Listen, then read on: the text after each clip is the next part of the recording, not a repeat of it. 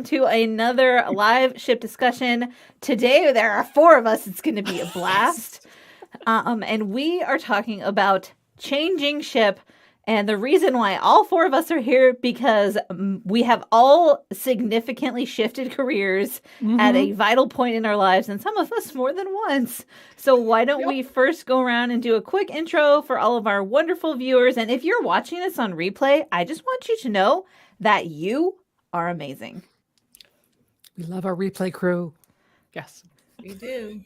And also, if you're watching this live on LinkedIn and you're seeing the closed captions come across Kirsten and Nancy's face, you can just hover over the video to the CC button on the bottom right-hand side and click turn it off. We cannot actually change that. It's a LinkedIn thing, just so you know. But we've had some questions. Or leave them on, and I'll just occasionally, Exactly. We'll just go like that. All right, Anne, do you want to introduce yourself? Sure. My name is Anna Irene Ryan, and I am a career coach. I work with students and professionals to land that impossible job. Nice. Hey, I'm Nancy Berger. I'm a communication strategist, and what I do is guide teams and leaders to build emotionally healthy cultures at work. Nice. I'm Kirsten Rourke of Rourke Training, and I help people present online, do speaking without wanting to die, and transition from in-person to online speaking in a way that's fluid and natural.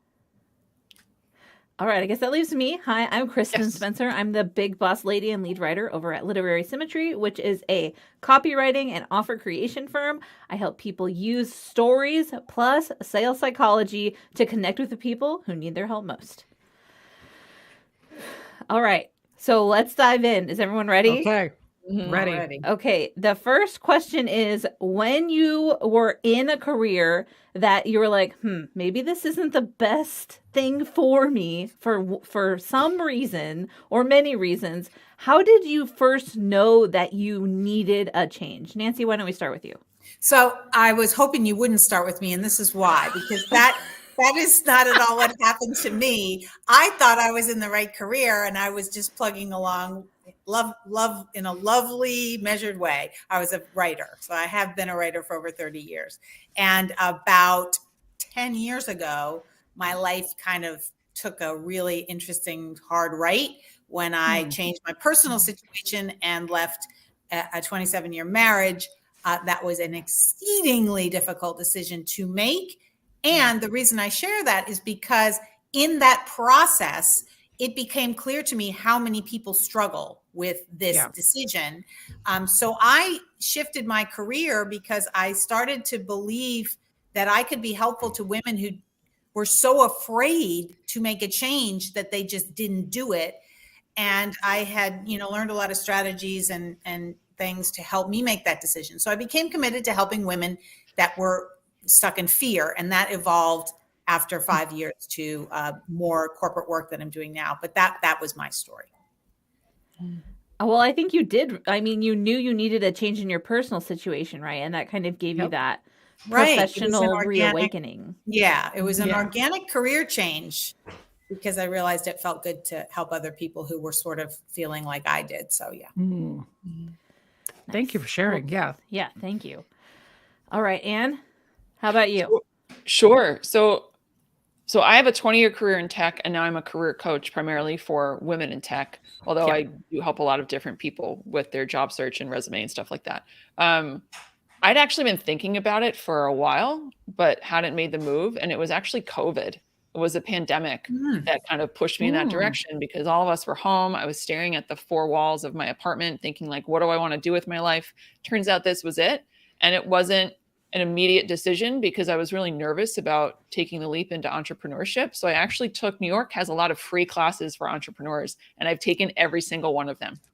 And that's how I set myself up for success. So it took me a couple of months to get ready. But once, and I remember I talked about this in a previous live where I went to this, it was just like an online Zoom workshop, and a woman was running it. And I asked the question, I was like, how do you launch? I'm really afraid of launching wrong. Like, I don't know if I'm going to get it right. Do you know what I mean? Like, I'm very nervous about it.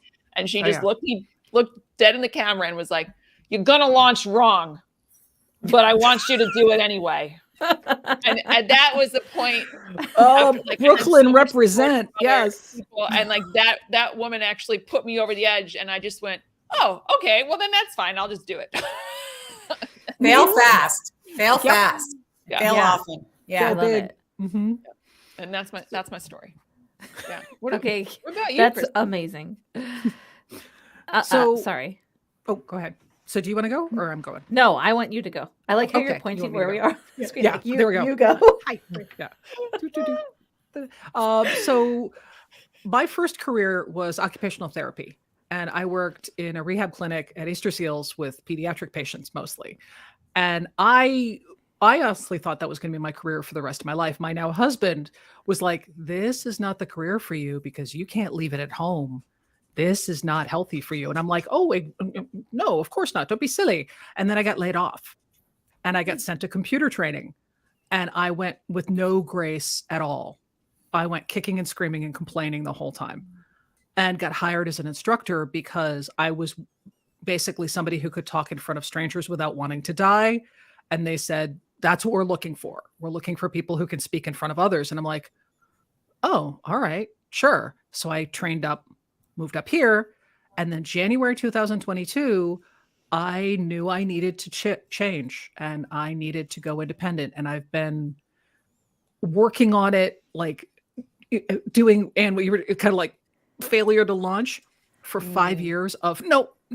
And I kept pulling back into my cave and going, no, I'll be an employee and I'll be safe and I'll be in a house and it'll be fine. And I kept trying to get my vendor to hire me, and they kept promoting me and giving me more responsibility and all of that, but they wouldn't make me an employee. Thank God. So after 4.5 years, I was like, okay, I need to go. And I need to do my own thing. And I leapt off the cliff in January 2022 and started building the plane on the way down. Yeah, nice. Yeah, it was terrifying. Terrifying. And you're going to do it wrong.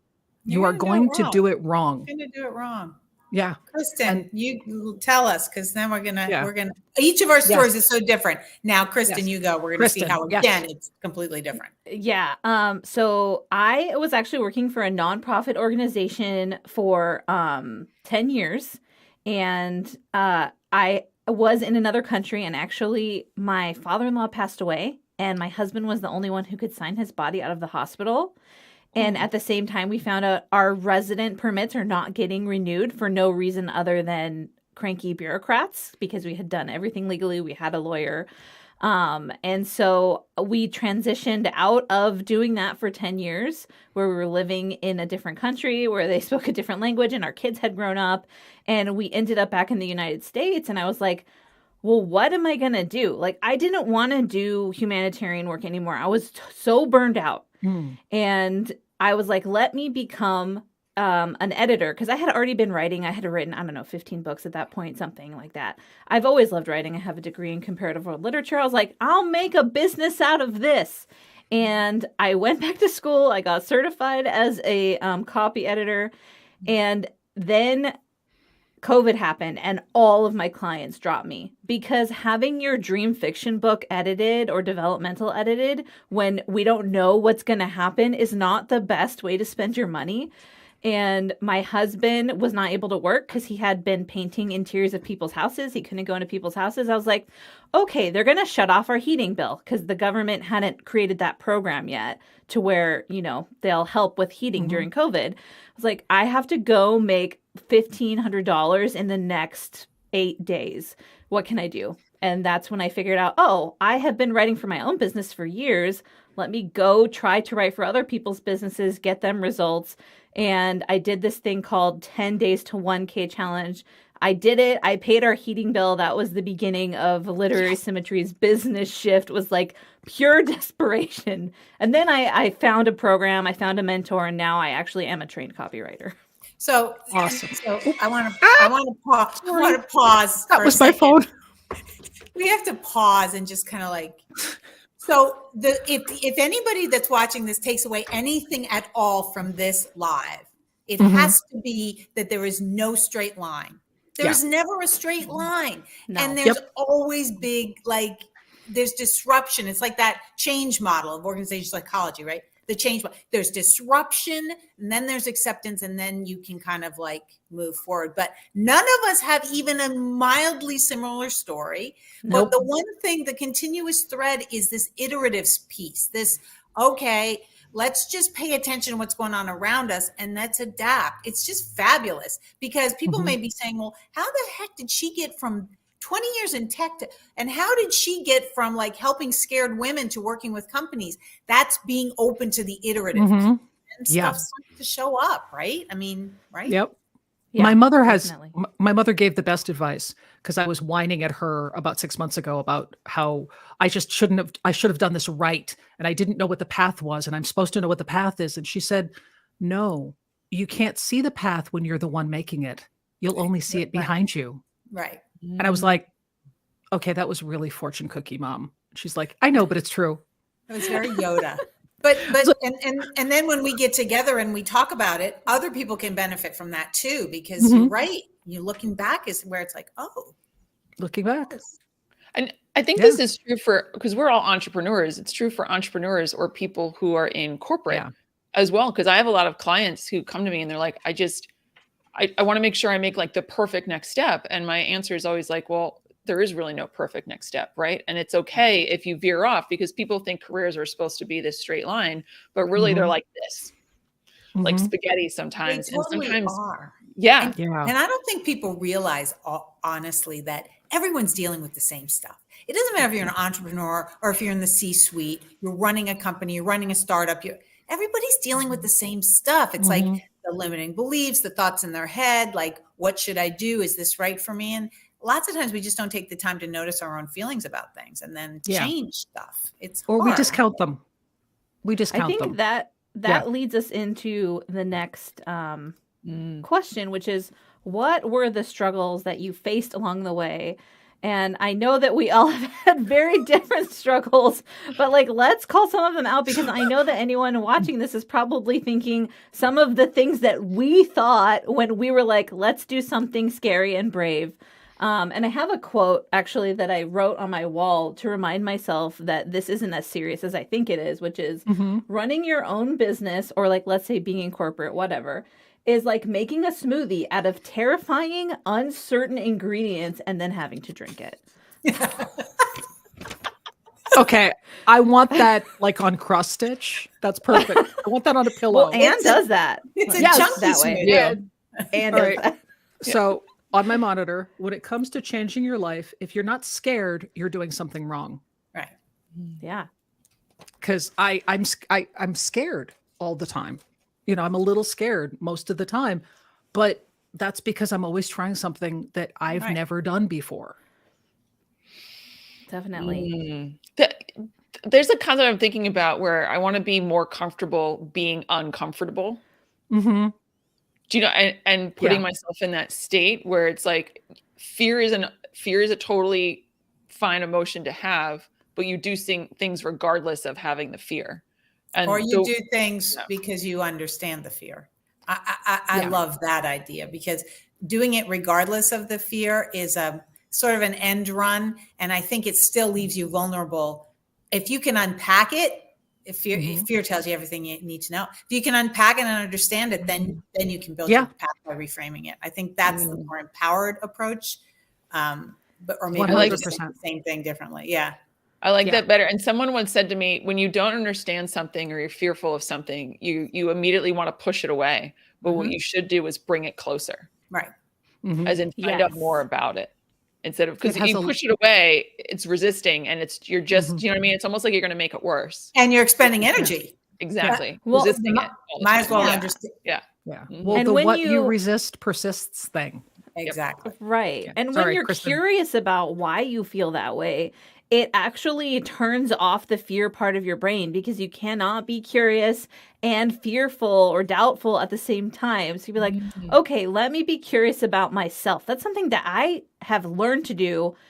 No one told me I should do it until I started talking to all these amazing, successful business owners and, you know, people working for these Fortune 50 companies and all this stuff. And I was like, they're all really curious about everything, including themselves.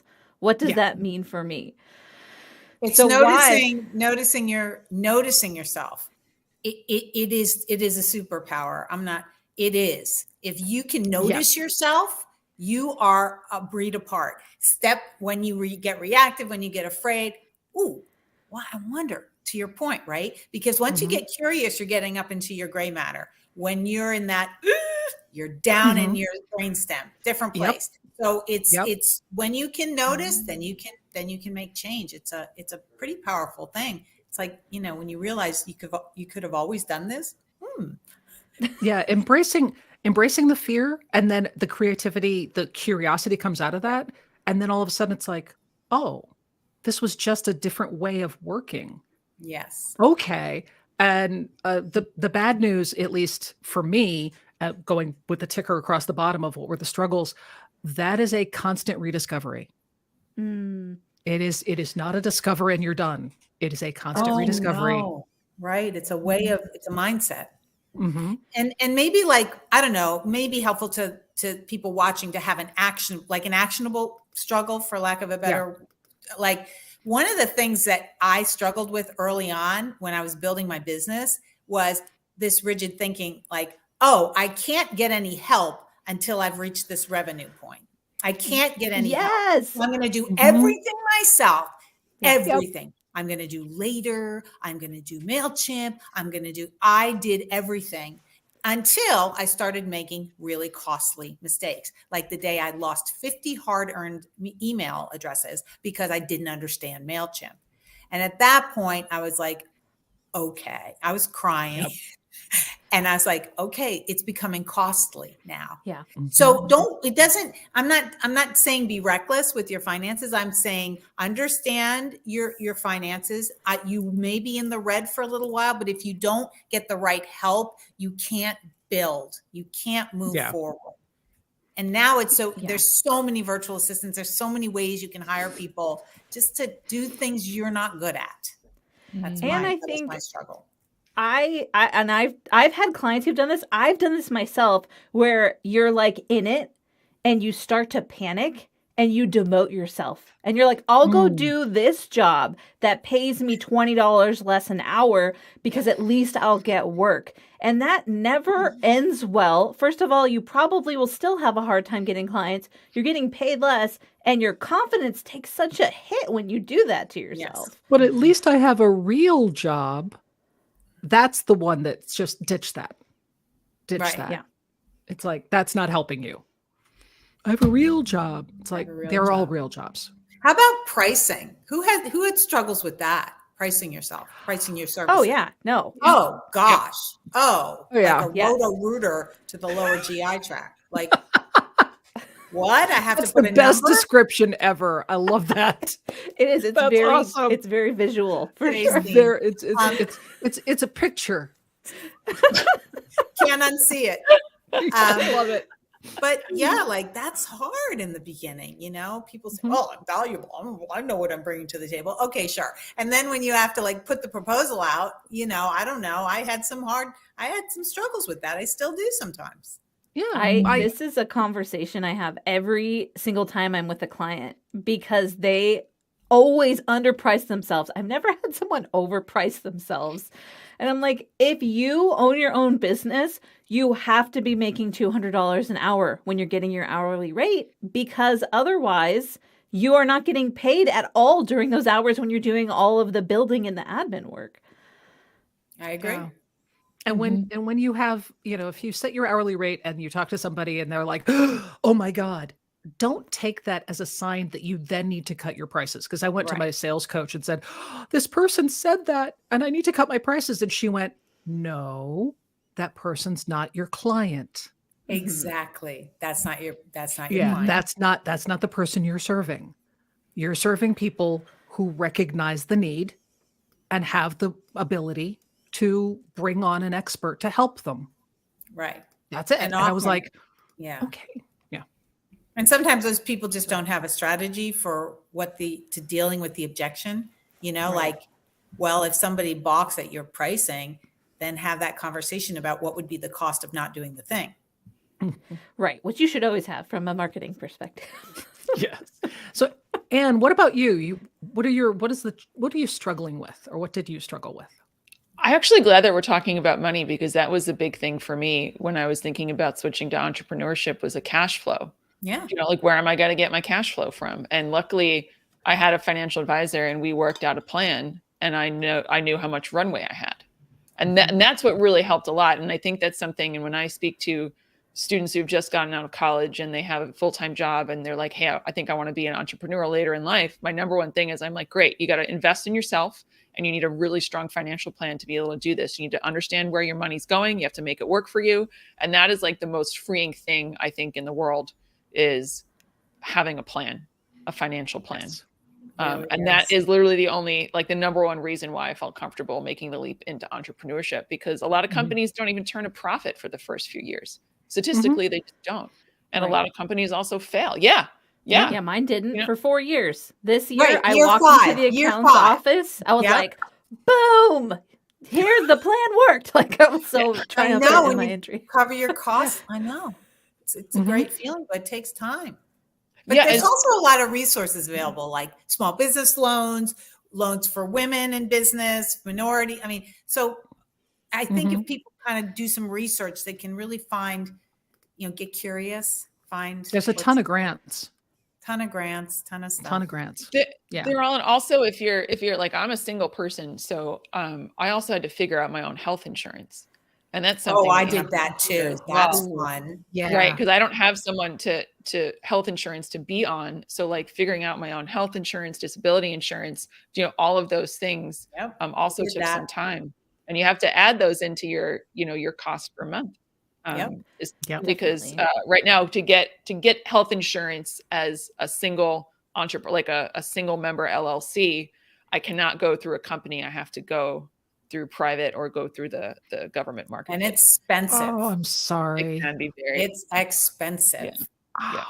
Yeah. It's all doable. Like, all of these It's things are doable. totally figure outable. But I think when you're trying to think, like, you're starting, like, how do I want to do this? Sometimes I feel like you're like, well, I need a financial plan. I need health insurance. I need this. And you almost quit before you begin. And I want to let people know, like, there are resources out there. DM me if you want a list of all the places. If you live in New York and you want a list of all the places that offer free classes for entrepreneurs, I'm sure a lot of states have like similar ones. I'm happy to share them. But it was really the classes and then the support of other women entrepreneurs. Like, and that was key. It is just talking to people. Did you go through SCORE, Anne? Did you work with SCORE? I did. I did. SCORE is great. SCORE is a great organization. Yeah. Small Business Association. Search for Small Business Association SCORE, and you will find mentors in your area that are successful business people who will help walk you through. It's awesome. But you got to build a network like this. You do. Also. Yeah. Even if you're introverted like I am, I was like, okay, you have to do this. And then, Kate Donovan, she's a burnout recovery expert. She told me, she's like, awesome. When you make yourself do something you know is really valuable to you, then you need to have some kind of way to offset that. So like on networking days, maybe one of your kids is going to make dinner or something where you don't have to be super high functioning the rest of the day. And that advice has been amazing. I love Kate. That's perfect. I'm glad you said that, right? That's so important, because you get in the churn and you start to think sometimes that if you're not churning every minute, it's opportunity cost, but actually it's opportunity cost if you churn every minute. Yeah, true. So taking those breaks, letting your brain go to default mode network, that's where I come up with my best ideas, when I just go idle. So go idle and don't feel like you're losing something because you're gaining something. Yeah, there's such a thing as CEO time. You have to take it to process and just be able to be in the space of being a leader. You need that. Yeah.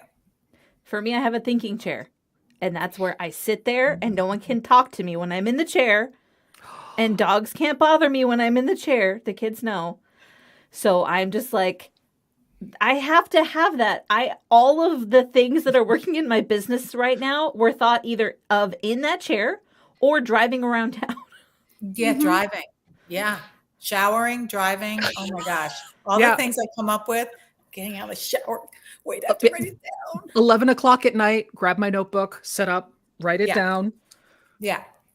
And then in the morning, hope that I can read it. That's why I type notes on my phone. I'm like, I know I'll be able to read this tomorrow, probably. Was that chicken? What? Yeah. Hey, so, there's a last question. We have 5 minutes. Let's cover it. How do you feel about your decision in retrospect? That's a good one. Ooh, Kirsten, I excellent. think you should start. I'm so grateful that I've met all of you, that I've met Innovation Women, that I've met the Siren Sales Academy for Natalie Bullen, that I met Tim David. My life is completely different, and it's the life I wanted, and I never thought I could have. Nancy, what about you? I'm just having a moment there, Kirsten. Yeah, I agree. seriously, When you were talking, I was thinking of this, that when I look back, it's gratitude that I didn't give up on myself, because what I'm doing now has absolutely nothing.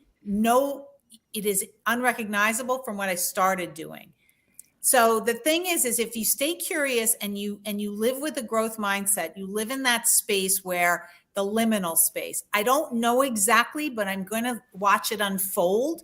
So as I look back, I'm grateful that I just kept watching it unfold and I didn't try to force an outcome. It doesn't mean you don't have goals, and it doesn't mean you're not organized, but be open to the change, be open to the iteration. I'm grateful for that. And I'm so happy in what I'm doing, but I never thought I'd be doing this now 5 years ago when I launched so gratitude is a big thing. And I'm glad you said that. Anne. Nice. What about you, Anne? I would say best decision I ever made. It is the most fun I've ever had and the hardest I've ever worked. Yes. Still the best decision I've ever made. Yes. Both of those. That's that. Hardest you ever worked, right? Best decision ever. Hardest I've ever worked in my life. And it's almost like I didn't believe people when I started this out. I was like, I'll figure it out. No, I work very, very hard, but I'm very, very proud of what I'm putting together. And it's also just really great to be in these, do you know what I mean? Be in community. Like you mentioned, Kirsten and Nancy, like people, wow, how would we meet each other? Exactly. We wouldn't have met each other. Kristen's classes. This is a highlight for me. Yeah. I mean, we could have been denied Kristen's classes and the world would be smaller for that experience. Our minds would be smaller. Kristen, what do you, when you look back? When I look back, I see years of persistent failure, and I'm so happy for that. I'm so happy for that. I look at, actually last year was the best year I've ever had in my business. I made not just some profit, but quite a lot of profit. And I was like, what the heck? But I also completely burned out because I was doing things that I knew would get me money and not things that fed my soul while I was helping people. So this year, maybe I've taken a little hit already. My kids were like, what are you up to, Mom? It's February. I'm like, oh, it's not as good as last year. And, we talk about money. That's something I wish that we would normalize as a society. Is my kids are like, how's it like? What's the tally?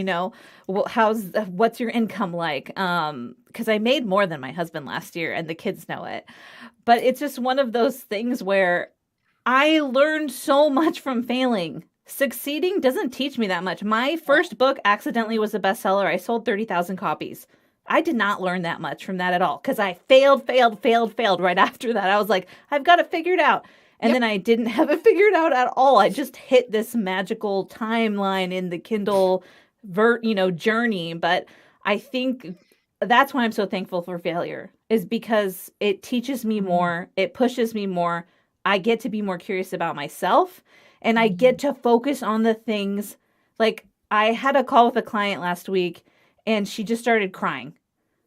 Because I helped her figure out a piece of her puzzle that she had not been able to figure out. And that's why I do what I do. And that's why I don't have any regrets. That's it. I'm with you. So final thoughts? Should we go around? Yeah. You go, Kirsten. Okay. You start. So my final thought is that action item for everybody. You got to have a team. I have in the chat a member of my team. I could not do this without her. I could not do this without the people on my team. They are absolutely the best. So get a team. That's your action item. Okay, I'm going on that because get a team. Like I said, don't wait until it doesn't have to, you can find people that you can sort of bring along with you. You don't have to roll out the big bucks right away. So, and recognize your team like Kirsten just did. And I wouldn't be here without mine. We do a virtual retreat this year. We're going to do an astrology reading together on Zoom because they're all over the country, and we're going to just be with each other. That I wouldn't be able to do any business development without these people behind me. So it's a thought. And don't have a huge business and I'm not making tons of money. It's worth it to have your bottom line be a little thin and have a good team. Yeah. Okay. And Irene. I was gonna, and it was Kristin, this thought was prompted by your last story, was what if we reframed failures as successes? What if failures were growth successes? And I'm thinking about this too, and just to explain the context. So I got really into weightlifting, and I weightlift like 4 or 5 times a week, and I do it early in the morning, and I do it because I want to fail early in the day. And the only way to grow muscle is if you reach the point of failure. Where you actually cannot physically lift the weight up anymore. And that's okay. You drop it, you pick up a lighter set, and you keep going. And I think about that every time I go to the gym, where my logic is like, I want to grow my muscles. How do I set myself up for failure? Because if I can do all 12 reps, then I'm not lifting enough weight. And it's not the right weight, right? Right. So I guess that was my long thought, but it was like, what if you reframed all of your failures as growth successes? Awesome. Maybe there's a book in there. Nice. Kristin can help you write it. Sorry. Yeah, It's true. I can write it as you in your voice. Yeah, I would say for me, I also have a team. Let me just preface with that. Like, that was the first thing I invested in, was I just took all the profit and dumped it into training people that I knew had the skills and were hardworking. And that has made a huge difference. So when I do onboard a $50,000 client, I'm like, okay, we have all the systems set up. We have all the team members ready to go. Let's rock this out. But I would say, like, if I don't know if anyone else out there is a perfectionist like I am. Just kidding. I know there's so many of us. But I would say that is why it was important for me to embrace failure instead of thinking about it as success. Because if I allow myself to think that failure is positive, it kind of counteracts that part of my brain that's like, don't do it unless you're going to do it perfectly, which is like what Anne was talking about earlier. Like, you're going to do it wrong. And so if you are a perfectionist, try to figure out how to get your brain to agree that wrongness is right. that's it. Yep. Okay, great way to close out. Embrace the failure and lean Wrongness into the is fear. right. You can do it. That's it. I feel like we're actually what we're actually doing is like this topic of changing careers. It's been all about failure and fear. Mm-hmm. Yeah. Because that's and we're talking about these and money. Failure and money. all the triggers. All the triggers. I knew exactly what I was going to do for the rest of my life until I got laid off. I knew exactly what I was going to do. And as my husband said, it was completely the wrong career for me. Because I brought my patients, I brought it home. So I came home and cried. Like, I'm not the person who should be working with terminally ill children. No, that's not who I should be working with, because I can't keep it away. Mm-hmm. And what I'm doing now is a perfect fit. But I never would have been here if I didn't get laid off. It's almost like a lot of us have found ourselves like fell into situations and then fell out of them. And in that falling out, took a hard look at ourselves and we're like, what do we actually want to do? What's our purpose? Yeah. And if we hadn't had that falling out, do you know what I mean? We wouldn't have had to do a retrospect. And figure out what to do next. Yeah. All right. Well, with that, we have 50 new ideas of what other lives we could do. So thanks everyone for tuning in. Thank you, all the shipmates, for being here. And we hope you have an amazing rest of your day. Bye. Bye.